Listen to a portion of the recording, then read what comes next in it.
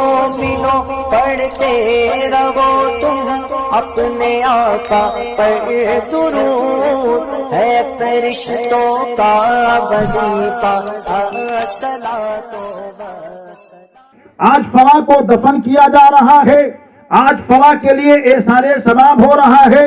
یہ ساری چیزیں ہمارے اور آپ کے نظروں کے سامنے ہوتی ہیں، لیکن موت جب آتی ہے تو موت کی کیفیت کیسی ہوتی ہے، اس تعلق سے ہم نے بارہا آپ کے سامنے تقریریں کی ہیں، لیکن آج کچھ باتیں الگ انداز سے پیش کرنے کی کوشش کرتا ہوں۔ موت جب آتی ہے تو نبی دو جہاں ارشاد فرماتے ہیں، اس کے اوپر اللہ تعالی کے فرشتے مسلط ہوتے ہیں اور روح کو نکالنا چاہتے ہیں، پیر سے روح کو نکال کر کے گھٹنے تک لاتے ہیں اور گھٹنے پر روح کو روک دیتے ہیں تاکہ اس کو تکلیف ہو، اس کو احساس ہو کہ اسی پیر سے اللہ کی زمین پر چلتا تھا مگر اس پیر کی قدر نہیں کی اللہ کی نعمت کی۔ وہاں روح کو روک کر کے اس کو احساس دلایا جاتا ہے، پھر وہاں سے روح نکال کر کے پیٹ کے پاس لایا جاتا ہے اور پیٹ پر بھی روح کو روک دی جاتی ہے، اس کو احساس دلایا جاتا ہے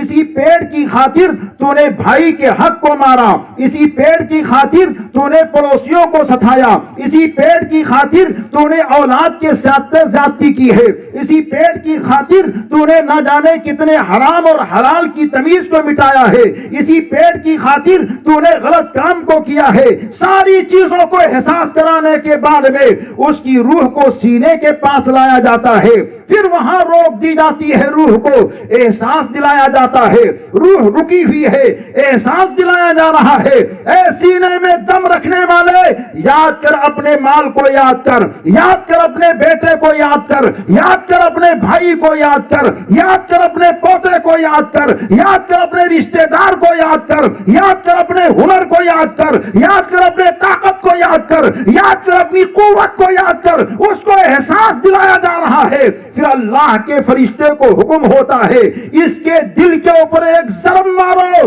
چنانچہ وہ فرشتہ جس کو ہم ملک الموت کہتے ہیں مرنے والے کے دل کے اوپر ایک ضرب مارتا ہے، جیسے ہی ضرب ملک الموت کی پہنچتی ہے لوگوں کو پہچاننے سے وہ انکار کر دیتا ہے، بہو بولتی ہے دائے جانے والے میرے سسر جان یہ آپ کا پوتا آیا ہے، اس کو پہچان لو یہ پوتی آئی ہے، اس کو پہچان لو یہ نواسا آیا ہے، اس کو پہچان لو یہ ناتی آیا ہے، اس کو پہچان لو یہ بھائی آیا ہے، اس کو پہچان لو یہ بیٹی آئی ہے، اس کو پہچان لو، مگر وہ کہتا ہے میں تو کسی کو پہچانتا ہی نہیں، میرے پہچاننے کی طاقت ختم ہو گئی ہے، میرے پہچاننے کی قوت ختم ہو گئی ہے، میرے پہچاننے کی صلاحیت ختم ہو گئی ہے۔ اب روح کو گلے کے پاس لایا جاتا ہے، وہاں بھی روک دی جاتی ہے، اے سانس لینے والے رب نے کتنے آکسیجن تجھ کو دیے تھے، رب نے کتنی سانسیں تجھ کو دی تھی،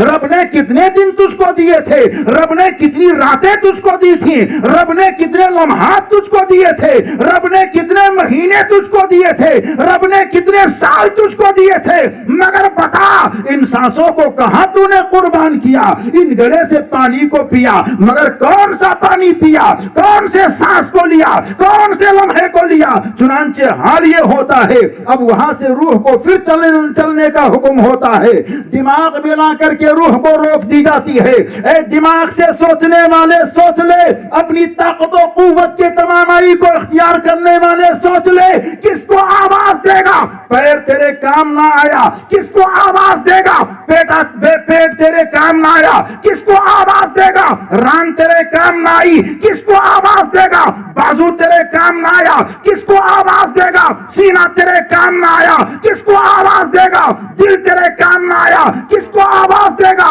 زبان تیرے کام نہ آئی، کس کو آواز دے گا تیرے جسم کا ایک ایک روکٹا کام نہ آیا، تو برجستہ اچھل کر کے کہتا ہے اب میں کسی کو آواز نہیں دوں گا. بیٹے کو آواز دیا, اس کی طاقت جواب دے گئی. بہن کو آواز دیا, اس کی طاقت جواب دے گئی. ماں کو آواز دے دیا, اس کی ممتا جواب دے گئی. بیوی کو آواز دیا, اس کا پیار جواب دے دیا. اے دنیا والا جا رہا ہے, کس کو آواز دے گا؟ تو کہتا ہے اب دنیا دار کی طاقت کام نہیں آئے گی, اب آئے گی تو احمد مختار کی طاقت کام آئے گی, دونوں عالم کے سرکار کی طاقت کام آئے گی. آواز دیتا ہے اے گنبد خضرا کے مکین, مال میں نے کمایا, سب نے قبضہ کر لیا,